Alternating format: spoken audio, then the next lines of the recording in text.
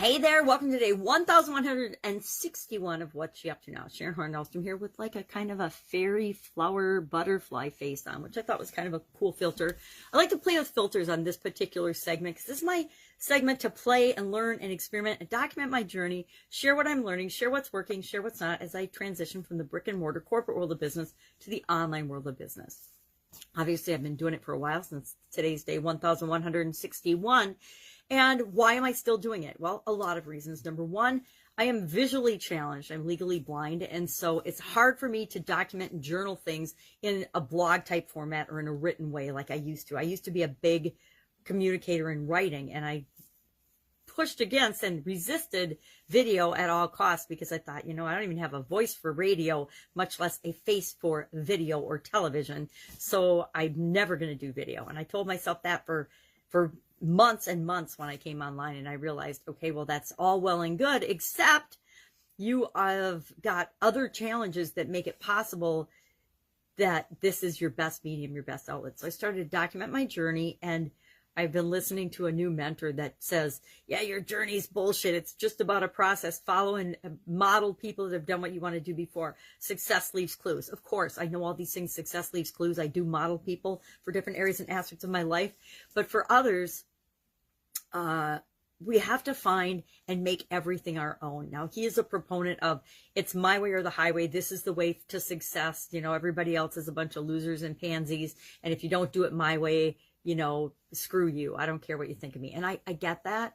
And I think a lot of it is for effect, but there's some good underlying messages there for each and every one of us. But to me, it's always about learning from sources that are good sources. And I respect this person because he's had incredible success, and he has done some of the things that I've done and I want to continue to do. And he's done some things that I've never done, which means he's a good role model for me in certain areas and aspects of life, but not in all, right?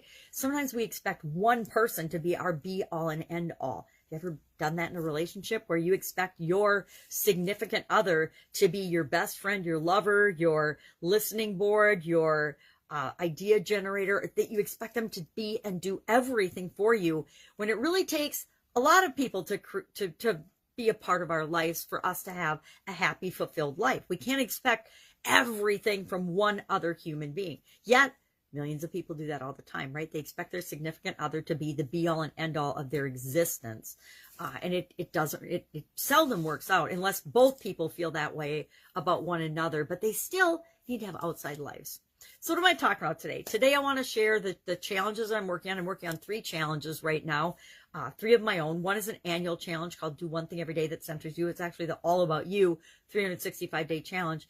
2, every year for the last, this is the 4th year in a row that I've done a focus. Like, what is my focus for this year? The first year it was to do one thing every day that scared me, to stretch my comfort zone. Then it was do one fun thing. Do one thing every day that makes you happy, because I wanted more happiness and more joy in my life. I was going through the final stages of my divorce and a whole lot of other changes and challenges that year. And so being happy had to move up on my own personal priority list. Then last year we did one fun thing every day, which was perfect for 2020, because 2020 for all of us was a crazy year of chaos and change and challenges that we have never, many of us, faced before in our lives. And part of mine was I was hanging out and being at home every day with my then 4-year-old, now 5-year-old, almost 6-year-old granddaughter, because we're going into a year of all this pandemic COVID stuff. And I wanted to make sure that we had fun. Now, we were going to find fun things to do every day, no matter what, but it was really nice to have, and I don't have it here, but to have my little book, my little journal I'd gotten at the cabin of one fun little activity or thing to do every day. Sometimes we would draw something. Other times it was an activity. Other times we'd go outside and do something, or we'd interact with other people in different fun and interesting ways. And then this year, 2021, I don't know about you, but I found myself, even though I'd done a lot in 2020 to change and transition and grow, it started to feel like, oh my gosh, this COVID stuff's getting old. And the realization began to sink in that the crap that went down last year, it's not going away anytime soon. It's not going to. Certain people have gotten in power, and they are power-hungry mongers that are going to continue to make other people like us, our lives miserable, unless we take back control of our lives and our thinking and our minds and move and create the life that we want, do what's right for us in spite of what's going on in politics or religion or any other crazy thing that they're trying to make us think that we believe that is absolute, complete poppycock and not true. So I wanted to make sure that I was being centered in who I really am and what it is I'm here to do and say and be and have and create in the world. What is it that I'm becoming? Hopefully I'm not becoming a fairy butterfly, but I do like this filter. I think it's pretty fun. But today we talked about a propensity of hope and joy is the real riches. Now, yeah, but yes, it is. We need hope and we need joy. We need to find joy. We hope we find joy. But I have a whole different take on hope. There's a couple words in our language that we use a lot, me included, that I think are softening and weakening words. They give me permission to make excuses for things that I'm not doing, or things that I know that I want, but I'm not going for. Hope is one of those words. Try is another one of those words. Hope, try. Well, I hope that I end up in a new, better place. I hope that I lose weight. How many of us have hoped that we would lose weight? Probably almost any person on the planet, especially during COVID-19. I hope I can get some toilet paper. I hope I can, whatever. I'm going to try to do this. I'm going to try to do that. And if I don't do it on the first try, well, I tried, so I'm giving myself permission to just let it go and quit and say, oh, I tried. I give it my best try. How good is your best try, right? If I decide I'm going to do something, I make a decision. I'm like, okay, I'm going to do this. This is the thing I want. I'm not sure exactly how I'm going to get there, but I'm sure not going to just try a couple things. And then if I don't get it, I'm just going to give up on the thing that I want. No, if I want it, I decide I want it, I'm going to have it. It's just a matter of time and figuring out what do I need to do to make that happen and be a reality in my life. But I'm not just going to try it. And then if it doesn't work, I might try online dating. And if it doesn't, and this is a really weird one, so I'm not going to, but I might, you know what I mean? I'm just going to try it. Well, either you're going to do something or you're not. There is no try. I think Yoda said that. There is no try, only do. I think he said that to Luke when he was raising the cruiser out of the swamp or something. So a propensity of hope, and then we're just sharing what we hope for today. And I'll do that because it's part of the centering thing. But part of my centering is understanding that words like hope and try don't make me feel more powerful and strong and more in control of my life and my experiences. They make me feel weaker. So guess what? I don't use them very often. There's a little click that goes off in my head every time I say, well, I'm going to try this, or I'm going to try that, or I'm going to hope this.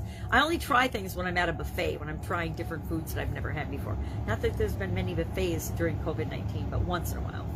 So, or if I'm going to try something new on a menu, I'm going to try this fish here at this menu. I'm going to try their walleye. I'm going to try a different Chinese food. I'll say I'm going to try. And if I like it, I'll eat it. I might order it again. If I don't, lesson learned, I'm never going to order it again. But I don't use try for big things and big desires and big wants I have in my life.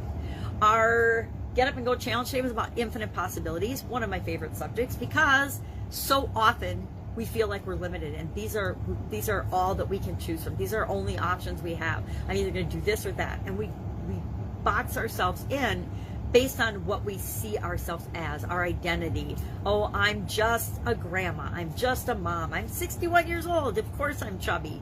Or whatever reasons and excuses we use to describe ourselves. Any ways that we describe ourselves often are putting us into a box. I'm in a box of grandmas. I hung out and showed up as pajama grandma for about 2 years online because I found that's kind of who I was. I was hanging out in my pajamas a lot more than I did in the offline world.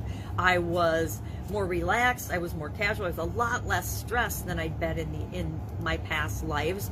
But when COVID hit, I was like, I'd been thinking for a while, pajama grandma isn't really who I am. It's a part of who I am.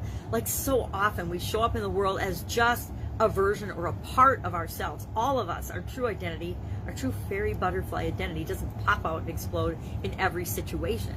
But we show up, when I was in corporate America, corporate Sharon showed up. That the versions of me that was very professional, very, a lot more serious, believe it or not, than I am now, and a lot more regimented and process oriented and dictatorial. Not really dictatorial, super flexible manager and leader, but here's some things that we have to figure out how to make them happen in our organization for our internal as well as our external customers.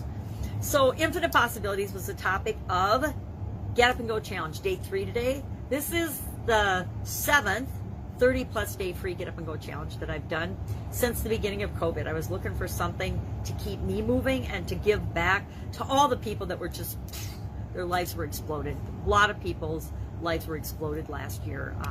Mine, I am very grateful to say, not so much as most people. Of course, a lot of things, I mean, as far as going to the store and doing things, I used to be out and about every single day. And with COVID and a few changes that had occurred in my life before COVID, I had already settled down and gotten into a routine of, yeah, I'm not getting out and about every day. I'm not driving anymore, can't see to drive.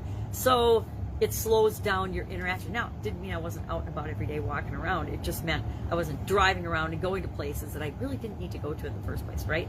I think a lot of us have found that in the last year, a lot of our activities, a lot of the things that we did to keep ourselves busy, and where we spent our money and what we did and how we shopped and how we wasted time was eye-opening. It was very eye-opening. And so the Get Up and Go Challenge helps us look at those things and pick out the things that are for us and install a process of analyzing and actually automatically dealing with every change or challenge that comes our way to guarantee we have better results after that than before that.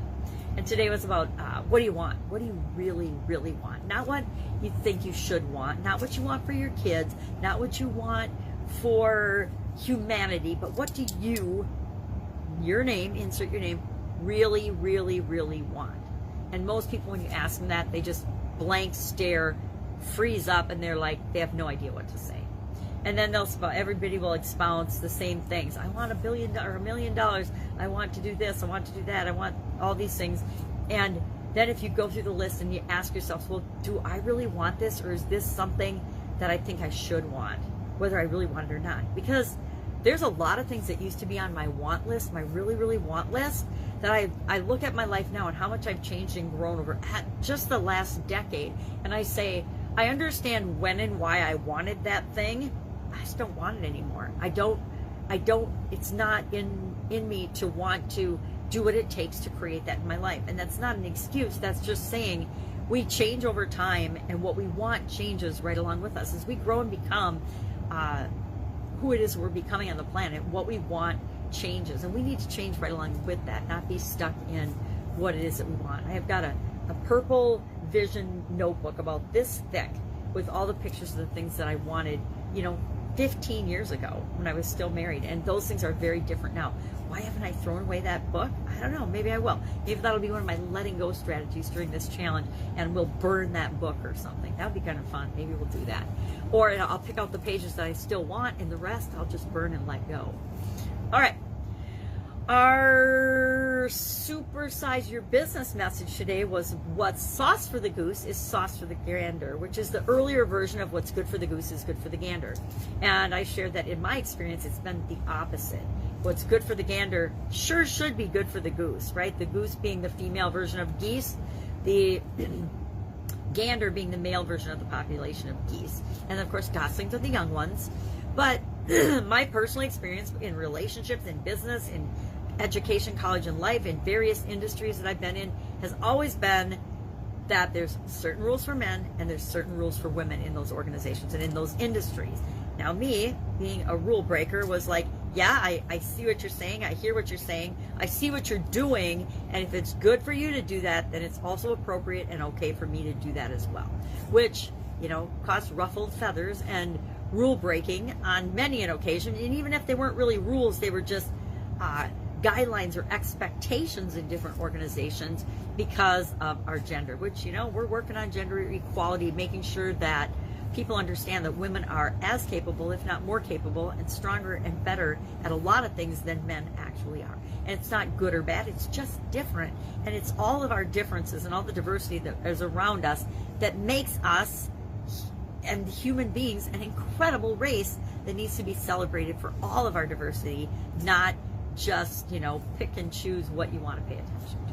And then, of course, I accidentally got into politics because when you're thinking what's good for the goose is good for the gander, you cannot miss the disparity in what's going on in our country, at least here in the USA, with politicians saying, do as I say, not as I do. And every single one of us who's a parent know how that works out, right? if you have rules for your parents and rules for the kids, and there are some that make sense,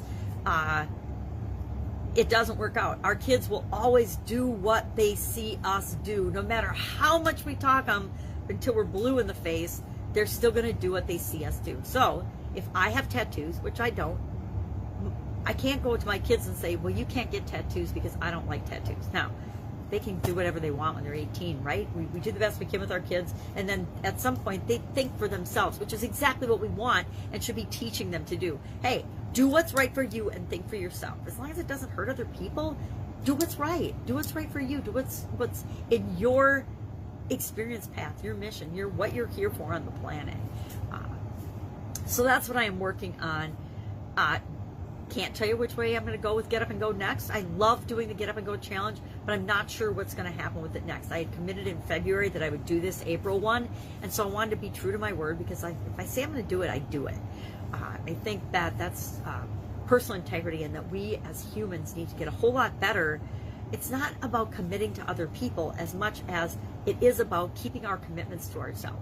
If you don't keep your commitments to other people, it's a clear sign that you don't keep your commitments to yourself. If you don't keep your commitments to yourself, you won't keep commitments to other people. You'll change your mind, you'll change your word, you won't show up, you'll make mistakes, you'll hurt other people's feelings, and that's bad, right? I mean, I'm not going to say it's good to not show up for the people, but it's especially bad and detrimental to not show up for yourself. So when you say you're going to do something, don't say you're going to do it if you're not going to do it. Be true to your word. Be honest with yourself, at least, about what you want, what you do and do not want, what you are and are not going to do. And it's okay to just not say anything. It's okay to say, I'm going to continue drinking coffee till the day I die. You know, I gave up coffee for 5 years because I thought it was good for me and that I should do it for my heart. And then I found out that actually coffee, for me and my blood type and my body and all the things going on with me, is really beneficial and good for me. It's probably because I'm ADHD and it slows me down. Stimulants slow people with ADHD down. So to me, coffee is my way of slowing myself down so I can, go at the pace of everybody else so that they don't think I'm absolutely butterfly crazy. So not sure what I'm going to do with that, but it'll be something. And what direction we're going to go. Again, I'm in a couple different coaching programs, and whenever that's happening, what I'm doing morphs and changes to the next level, right? And I was ready to level up. I realized during COVID, I was just kind of letting myself coast like everybody else, and I realized, nope, no coasting through COVID. This is a time when we should be really, really creating what it is that we want in our lives. And especially if you don't know what to do, you work on yourself, right? If you're not sure what to do, you can always read a book, watch some videos, learn some things, get curious about what's interesting to you, and focus in on what do you really, really want and go after those things, because all of those things make our lives better, make us feel better about our lives, and make the world a better place. Because if each and every one of us are pursuing what we are interested in, the whole world becomes more interesting. All right, have an awesome day. Easter tomorrow, and I'm going to have to sleep over with my almost 6-year-old, 5-year-old granddaughter. And of course, my baby granddaughter is here too. So it should be a fun evening and a fun Monday. All right. Have an awesome day. I'll, of course, be with you tomorrow.